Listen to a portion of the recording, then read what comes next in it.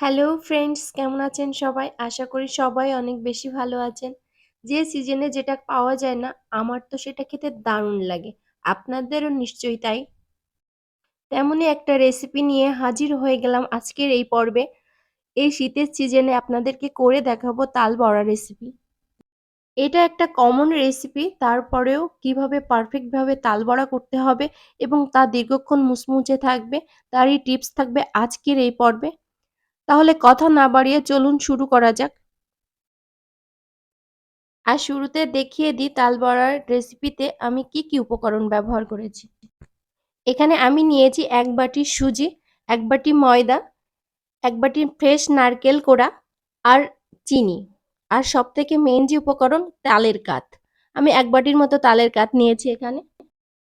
তালের সিজনে জল ছাড়া কাঠ বের করে এই তালটা আমি সংরক্ষণ করে রেখেছিলাম ডিপ ফ্রিজে।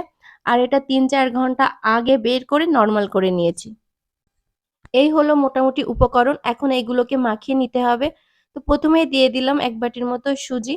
আর এই সুজিগুলো দিলেই কিন্তু তালের বড়া খেতে বেশ ক্রিস্পি হয়। আর এবার দিয়ে দিলাম ময়দা।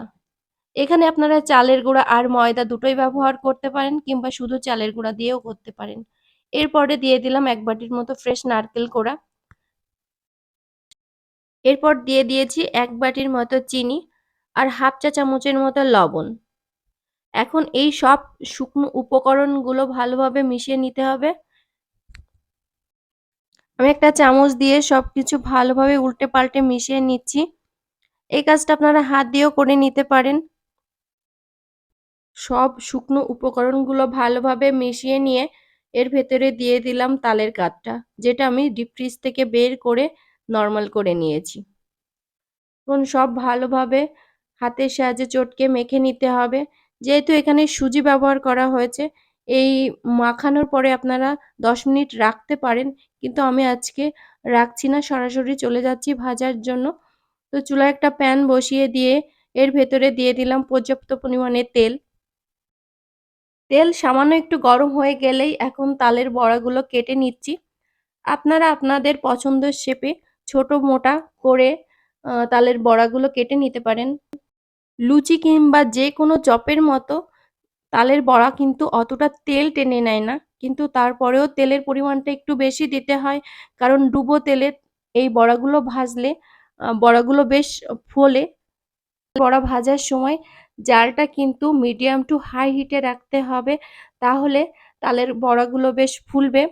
লো হিটে ভাজলে তালের বড়াগুলো খুব একটা ফুলবে না। আবার হাই হিটে ভাজলে খুব তাড়াতাড়ি কালার চলে আসবে, কিন্তু ভেতরে কাঁচা থেকে যাবে। তাই অবশ্যই তাল বড়া ভাজার সময় জালের দিকটা ভালোভাবে খেয়াল রাখতে হবে। আর এক পিঠ ভাজা হয়ে গেলে উল্টে পাল্টে দিতে হবে যেন সব পাশে সুন্দর কালার আসে আর সব পাশ সমান ভাজা হয়। হলো মোটামুটি আজকের রেসিপি। রেসিপি ভালো লাগলে অবশ্যই একটা লাইক দিবেন আর বন্ধুদের মাঝে শেয়ার করতে ভুলবেন না। আপনি যদি আমার চ্যানেলে নতুন হয়ে থাকেন তাহলে অবশ্যই চ্যানেলটাকে সাবস্ক্রাইব করে পাশে থাকা বেল আইকনটিকেও প্রেস করে দেবেন সবার আগে নতুন ভিডিওর আপডেট পেতে। আর যদি ফেসবুক পেজ থেকে দেখে থাকেন তাহলে অবশ্যই পেজটাকেও ফলো করে দেবেন।